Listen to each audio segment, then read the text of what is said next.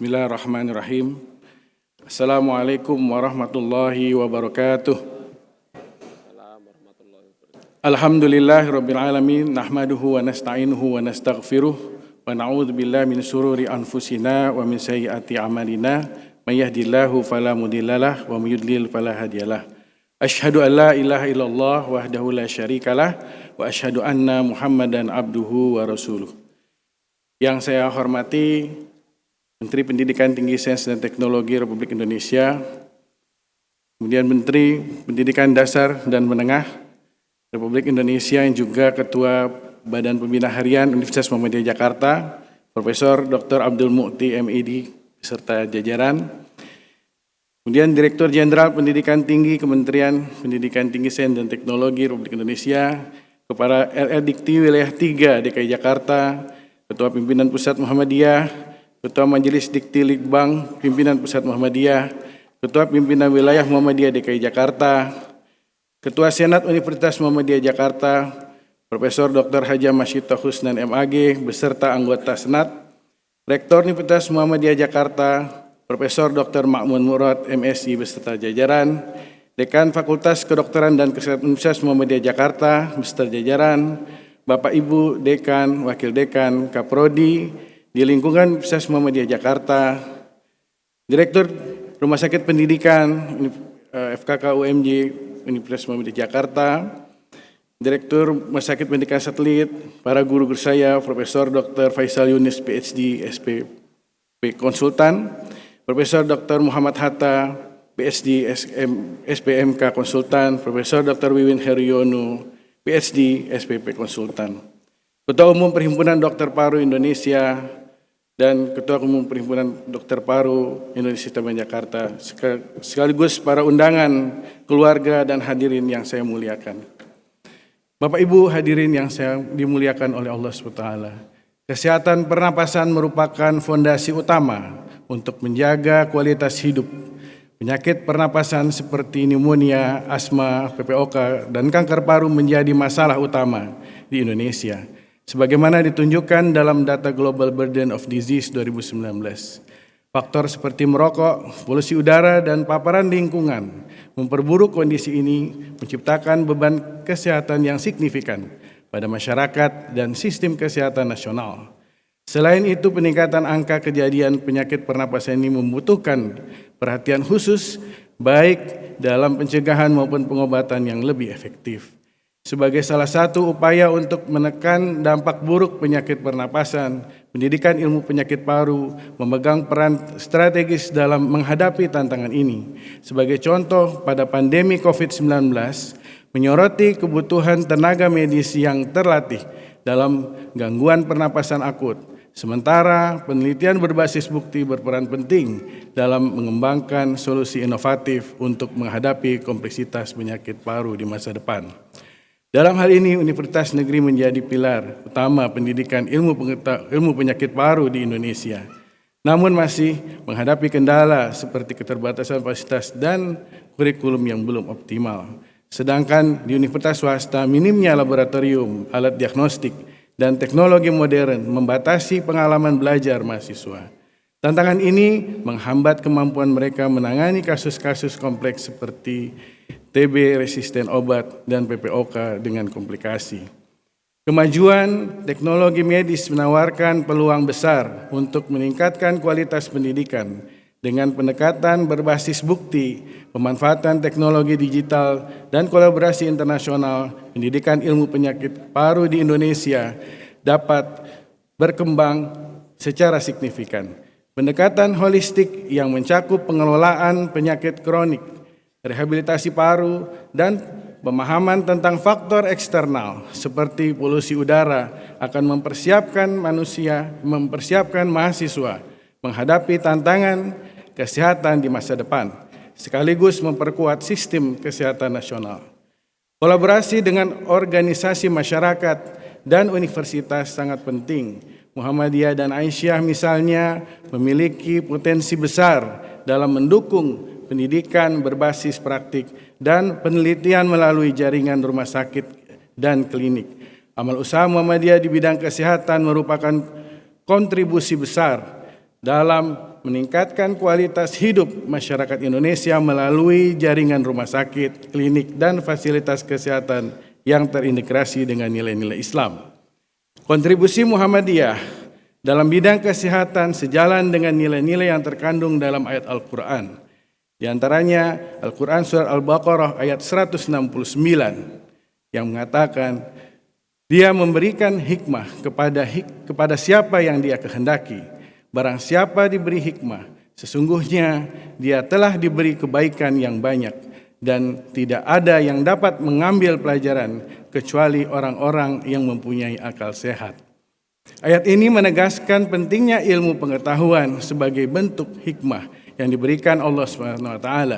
Ilmu penyakit paru yang dikembangkan melalui penelitian dapat menjadi hikmah untuk meningkatkan kualitas hidup manusia. Dalam surat An-Nahl ayat 97, yang artinya barang siapa mengerjakan kebajikan, baik laki-laki maupun perempuan dalam keadaan beriman, maka pasti akan kami berikan kepadanya kehidupan yang baik dan akan kami beri balasan dengan pahala yang lebih baik dari apa yang telah mereka kerjakan. Ayat tersebut menekankan pentingnya ilmu pengetahuan dan kebajikan dalam kehidupan. Pendekatan Muhammadiyah dalam layanan kesehatan didasarkan pada 4 nilai praksis. Nilai Al-Ma'un, memberikan akses kesehatan bagi semua tanpa diskriminasi. Nilai Al-Umran, membangun kesejahteraan melalui layanan kesehatan yang mudah diakses. Nilai Al-Ta'awun, menjalin kerjasama dalam kebaikan dan ketakwaan dengan berbagai pihak.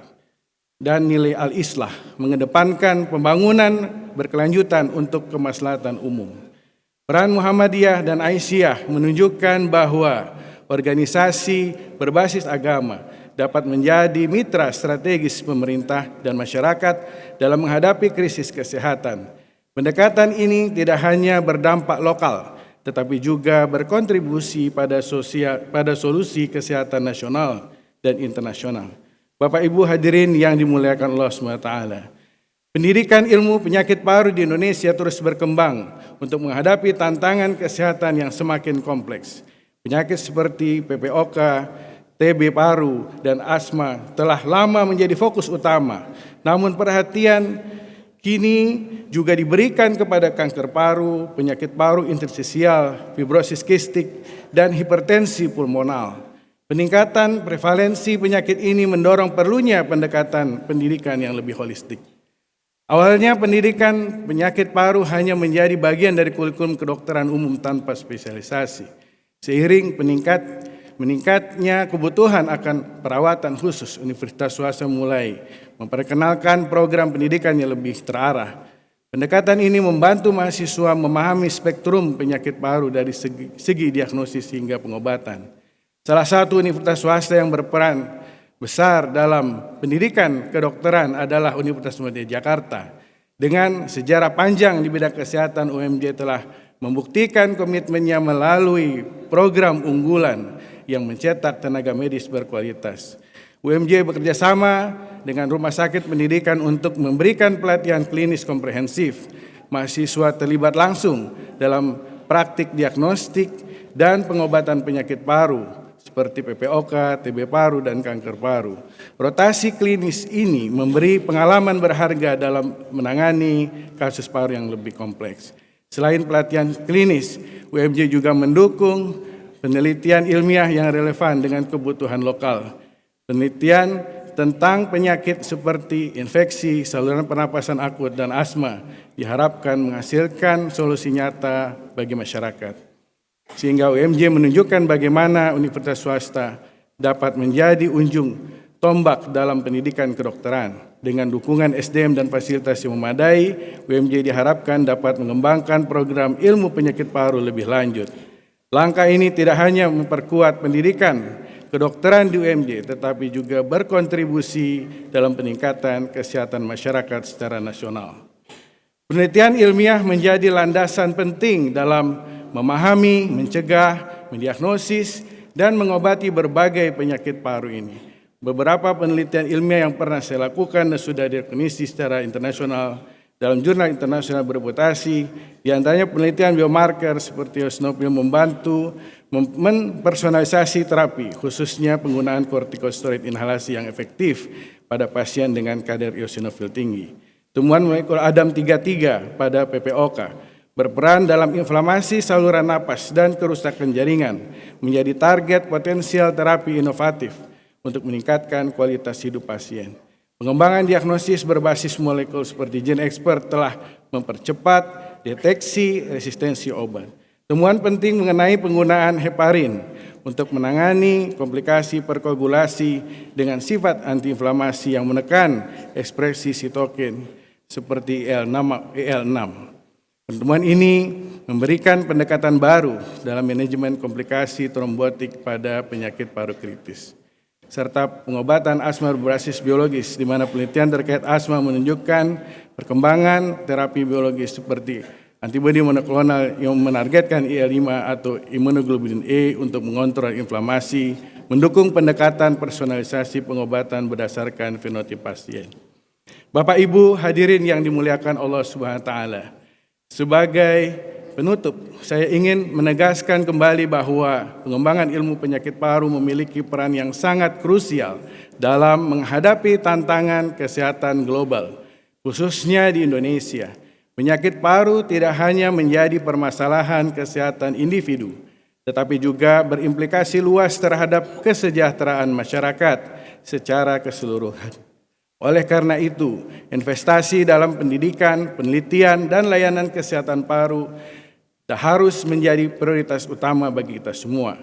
UMJ diharapkan mampu menjadi pusat unggulan dalam pendidikan dan penelitian ilmu penyakit paru dengan dukungan sumber daya manusia yang kompeten serta fasilitas yang memadai, sehingga UMJ dapat melahirkan tenaga medis yang tidak hanya memiliki keunggulan akademik, tetapi juga kepekaan sosial dalam menangani berbagai tantangan kesehatan di tengah masyarakat. Tentu saja pencapaian ini tidak dapat terwujud tanpa adanya kolaborasi dari berbagai pihak, pemerintah, sektor swasta, organisasi internasional, serta institusi pendidikan perlu bersinergis dalam membangun infrastruktur yang lebih baik, menyediakan fasilitas modern, serta membuka peluang pertukaran mahasiswa dan penelitian lintas negara. Dengan demikian kita dapat memastikan bahwa pendidikan ilmu penyakit paru di Indonesia terus berkembang dan mampu bersaing di tingkat global. Harapannya ke depan, UMJ mampu mendirikan program studi pendidikan ilmu penyakit paru, bidang spesialisasi yang ditunjang dengan sumber daya manusia SDM yang berkompeten, serta fasilitas yang memadai. Harapan besar saya melalui kerjasama dan inovasi yang berkelanjutan, kita semua dapat berkontribusi dalam meningkatkan kualitas layanan kesehatan paru di Indonesia. Semoga upaya yang kita lakukan ini dapat menjadi warisan berharga bagi negara, bagi generasi yang akan datang. Bapak Ibu yang dimuliakan Allah SWT, dalam forum ilmiah dan dengan segala kerendahan hati, perkenankanlah saya menyampaikan ucapan terima kasih yang sedalam-dalamnya kepada semua pihak atas segala bantuan, dukungan, dan kerelaannya. Sehingga dengan perkenan Allah Subhanahu wa taala, saya dapat mencapai jenjang jabatan akademik dosen tertinggi yang didambakan oleh setiap insan pendidik di perguruan tinggi. Bukan saya yang hebat, tetapi Allah Subhanahu wa taala yang memudahkan urusan kita. Jabatan akademik guru besar ini adalah jabatan guru besar pertama pada program studi kedokteran dan profesi dokter di Fakultas Kedokteran dan Kesehatan Universitas Muhammadiyah Jakarta. Izinkanlah saya pada kesempatan ini menyampaikan rasa syukur kepada Allah Subhanahu wa taala dan ucapan terima kasih saya kepada pemerintah Republik Indonesia yang telah memberikan kepercayaan kepada saya untuk memangku jabatan akademik dosen guru besar di bidang ilmu penyakit paru. Menteri Pendidikan, Sains dan Teknologi Republik Indonesia dan Direktur Jenderal Pendidikan Tinggi, Riset dan Teknologi. Kemudian Majelis Dikti Litbang, Pimpinan Pusat Muhammadiyah, Pimpinan Wilayah Muhammadiyah Jakarta, Profesor Dr. Abdul Mukti MED, sebagai Menteri Pendidikan Dasar dan Menengah dan selaku Ketua BPH UMJ yang telah memberikan dukungan dan inspirasi dalam berbagai situasi kepada saya untuk segera meraih guru besar.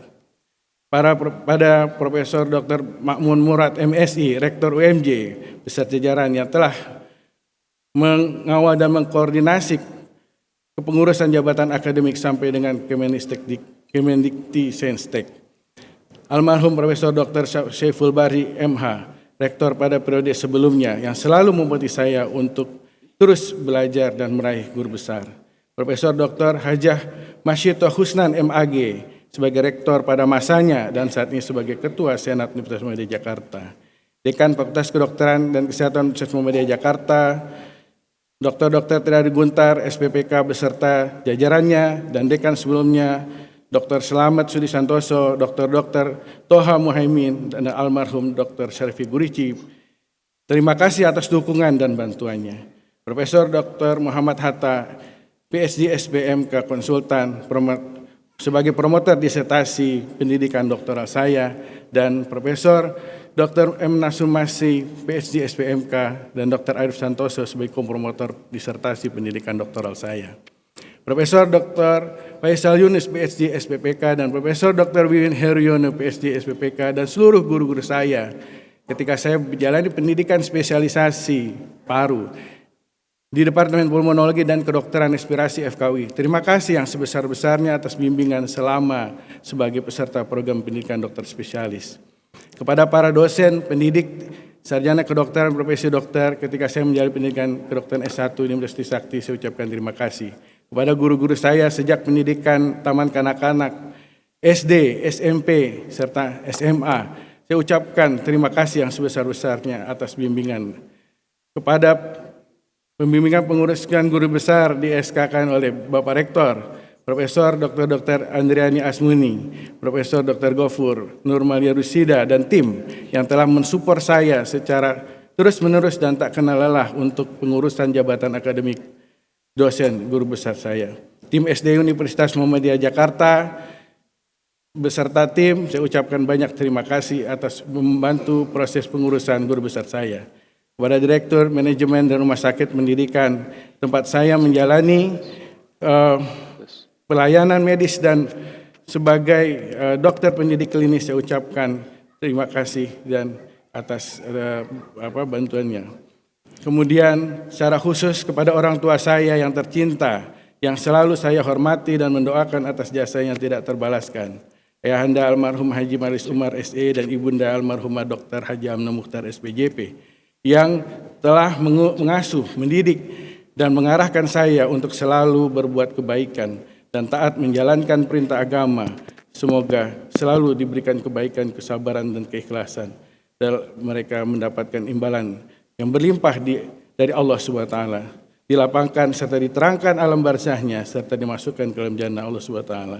Kepada ayah dan ibu mertua yang saya hormati dan saya cintai, Bapak almarhumah Hajah Amiruddin Masna dan Ibu Hajah Suhartini Masna, terima kasih sebesar-besarnya atas segala bimbingan, dan semoga Bapak mertua dilapangkan dan diterangkan di alam barzahnya dan dimasukkan ke dalam jannah, dan Ibu mertua diberikan kesehatan oleh Allah SWT. Secara khusus kepada yang rasa hormat, rasa cinta, dan rasa sayang, penghargaan setinggi-tingginya untuk istri saya tercinta, Dr. Ina Aryani Karina Masna, yang selalu mensupport dan telah mengikhlaskan sebagai besar waktunya untuk suaminya berkecimpung di dunia akademisi, serta setia bersama saya dalam suka dan duka, memberikan sumbangan yang sangat besar dalam kehidupan karir saya, sehingga senantiasa memberikan dukungan sepenuhnya dan dorongan semangat dan doa setulusnya untuk terus melanjutkan studi sehingga akhirnya saya dapat meraih jabatan akademik guru besar.